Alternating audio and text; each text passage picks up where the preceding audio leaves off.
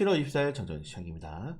요 3대 지수는 높은 변동성의 혼조세로 마감을 했습니다. 이제 본격적으로 실적 발표가 시작되고 트럼프와 해리스의 또 대선 레이스가 100일을 앞두고 있기 때문에 어느 정도 투자자들이 관망세가 계속 짙어지는 흐름이 나오고 있습니다. 상하락 종목들도 하락 종목들이 굉장히 우위가 많이 나왔고 대형주도 좀 조정이 나오는 모습, 특히 러셀 지수가 오늘 소폭 상승했는데 이제 빅테크 기업들은 실적 발표가 시작되죠. 오늘 구글, 테슬라가 실적 발표를 했습니다. 구글은 어닝 비트 실적에 맞게 나왔고 테슬라는 사실상 어닝 쇼크를 기록하면서 시간으로 좀 큰 폭의 하락이 나오고 있다는 점들, 테슬라가 이렇게 빠지면서 최근에 밈 주식이었던 이 테슬라가 트럼프에게 정치적 지원을 하지 않겠다. 요거 이상하게 요거 발언한 다음에 계속 빠지고 있어요. 네, 그래서 정치 테마주에서 한 발 물러선 게 아닌가 라고 좀 생각이 되고 있습니다. 자, 아무튼 최근에 트럼프와 해리스 이슈가 정말 시장에서 많은 관심도가 높아지고 있는데 이제 여론조사 이번 주에 나온 거 보시면은 해리스가 거의 다 따라잡았어요. 트럼프 46, 해리스 45, 해리스가 앞서 나가는 것도 있습니다. 이렇게.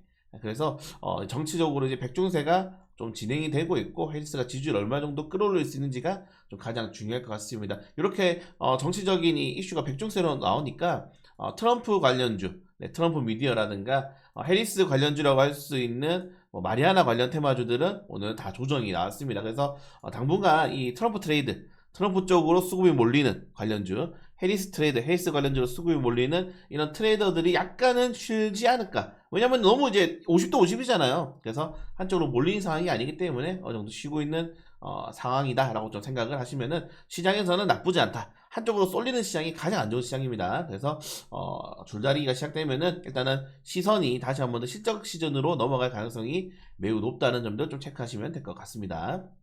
그리고 바이든 대통령 사망설이 해소가 되었어요. 네, 지금 바이든이 비행기를 타는 모습이 이렇게 보여줬는데 또 일각에서는 야 이거 거짓말이다. 바이든 대통령 머리 이렇게 많이 안 벗겨졌다. 이거 대역이다라고 하면서 또 이거 무슨 대역이다라고 하면서 지금 이 사람은 바이든 대역이다라고 이야기가 나오고 있습니다. 그래서 시장은 참 이 루머라는 게 쉽지 않다. 네, 그래서 당분간 바이든 대통령은 계속 루머에 시달릴 가능성이 높다는 점들까지 보시면은 또 재밌을 것 같습니다. 자, 아무튼 이런 내용이 있고 사실 저 대역설 같은 경우에는 김정은도 대역설이 있고 많이 있죠. 트럼프도 옛날에 대역설이, 트럼프가 대역설이 없네요. 네, 트럼프 빼고는 각기 대통령들이 좀 대역설이 있지 않나 이렇게 좀 생각이 되고요. 자, 조선주 관련돼서 좀 말씀을 드리고 싶은데 사실 올해 가장 부침이 없는 주식이 뭐냐라고 물었을 때는 조선주입니다. 조선주. 네, 특히 미국의 이제 항만 노조가 중국에 대해서 직접적으로 이제 저격을 하면서 너희 정치인들 빨리 중국 규제해 이렇게 이야기를 하고 있고, 이게 왜 우리나라의 수혜라면은 여러분들 이 전 세계적으로 조선의 수주를 가장 많이 따내는 국가가 당연히 중국입니다. 왜? 가격이 너무 싸니까. 이 미국 같은 경우에는 임금이 조선한 그 인부들 임금이 엄청 비싸요. 엄청 비싸고 노동 이런 규율이 엄청 빡세다고 합니다. 그래서 미국에서는 배를 못 만든대요. 너무 비싸가지고 미국에서. 그래서 지금 중국을 조지고 중국 다음에 우리나라도 이제 중국 정도의 레벨을 가지고 있지 않습니까? 그래서 우리나라랑 미국이랑 계속적으로 조선 관련돼서 좀 좋은 이슈가 나올 수 있을 거다라는 이런 리포터들이 올해 상반기에 많이 쏟아졌는데 실제로 그런 것들이 진짜 주가의 부양책으로 좀 많이 이어지지 않았나 이렇게 좀 생각이 됩니다. 다만 저는 항상 조선주를 걔가 계속 이제 매수 버튼에 손이 잘 안 가는 이유가 H&M도 그렇지만은 이 조선주들의 이 재무제표를 뜯어봤을 때는 여전히 예전에 한번 조선주가 한번 망했잖아요. 2000년도 초반에 그때 나와 있었던 이 부채 관계가 여전히 좀 복잡하다는 사실을 좀 말씀을 드리고 싶습니다. 아무튼 그걸 제외하고는 오늘 국채금리 소폭 하락, 유가도 하락 얘기가 나왔고, 유가 같은 경우에는 올해 이제 하반기에 유가가 계속적으로 떨어질 거란 전망이 나오고 있습니다. 이거는 좋은 건 아니죠. 사실 유가라든가 굴이라든가 경제가 올라가면서 같이 올라가는 업종들 같은 경우에는 일정 부분의 어느 정도의 가격세를 유지를 해야 돼요. 왜냐면은 유가가 급락이 나왔어. 기름을 쓰지 않는다는 거거든요. 기름을 쓰는 산업들이 쇠퇴를 하고 있다는 겁니다. 이런 것들은 우리나라처럼 수출 주도 국가에는 최악의 상황입니다. 우리나라는 내수 시장도 안 돌아가잖아요. 그래서 유가라든가 뭐 구리 가격 이런 것들은 조금 정도 가격을 유지해 주는 게 조금 더 좋지 않을까 이렇게 말씀을 드리고 싶고요. 자, 골드만삭스는 AI 거품이 우려된다. 트럼프가 약간 우세하기 때문에 중소형주가 당분간 더 갈 것이다 라고 이야기를 하고 있고, 여기 또 근데 모건 스탠리는 중소형주 더 가긴 많이 힘들지 않을까? 결국 실적이 발목을 잡을 것이다 이렇게 이야기를 좀 하고 있기 때문에 증거간으로도 여전히 전망이 엇갈리는 상황이 나타나고 있다는 점들 잘 체크하시면 될 것 같습니다. 자, 웰스파고가 정말 중요한 얘기를 했는데, 자, 정치 헤드라인에 지금 너무 예민하다 정치가. 근데 펀더멘탈 구분해야지. 그러니까 헤드라인에 뭐 걸리면은 그쪽으로 루루 몰려간다는 거예요. 정확하게 우리나라를 보고 이제 한 얘기 같지만 미국도 똑같거든요. 아까 제가 이거 대마초 관련 테마주랑 그 트럼프 미디어 관련 테마주 올려드렸잖아요. 그래서 결국에는 펀더멘탈이 장기적으로는 가장 중요한 증시 지표다라고 이야기를 하고 있습니다. 물론 이거는 미국 증시, 우리나라는 아무런 의미가 없어요. 여러분들 우리나라에서 가치 투자를 한다는 녀석들은 다 사기꾼들입니다. 한국 시장에서 가치 투자를 해. 한국 시장에서 가치 투자를 하려고 하면은 액면 분할해버리고, 한국 시장에서 가치 투자해버리면은 뭐 블록들 해버리고 이렇게 하는데, 그래서 미국에 해당되는 내용이라는 점도 이거 좀 슬프죠. 그리고 드디어 이제 100일 앞두고 본격적으로 대선에 시작한다는, 해리스가 의외로 빨리 치고 올라왔어요. 네.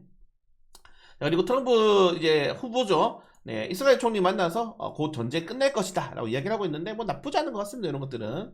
그리고 뭐 지금 이 중동 리스크 같은 경우에는 뭐 트럼프가 뭐 전쟁 끝낸다 얘기가 나왔지만은, 지금 팔리 올림픽에서 이번에 테러가 일어날 수 있다 이런 또 지금 내용이 나오고 있기 때문에 좀 주의해야 될 필요가 있을 것 같다는 점들. 그리고 뭐 중국이 LPR을 계속적으로 하향시키고 있죠. 보시면 중국이 계속 떨어뜨리고 있어요. 이게 근데 이렇게 떨어뜨려도 뭐 경제 성장률이 또 뚜렷하게 반등이 나온다거나 그러진 않습니다. 이제 중국도 그렇고 한국도 그렇고 이제 경제가 예전처럼 폭발적인 성장하기 힘들어요. 네, 이제 우리가 흔히 말하는 개도국에서 신흥국으로 넘어갈 때 그런 폭발적인 성장세가 이제는 다 줄어들고 있는 상황이지 않나? 여기 좀 생각이 됩니다. 이제 중국도 그렇고, 물론 중국은 아직 뭐 5%대, 4, 5%대 성장률을 가지고 있지만은, 특히 우리나라 같은 경우는 이제 2%대 완전 저성장 국가로 진입을 했기 때문에 빨리 산업의 전환이 나와야 되는데, 네, 어려울 것 같습니다. 네. 아무튼 중국 저가 밀어내기 요거 계속 말씀드렸는데, 최근에 해운 운임이 12주 연속 상승했다가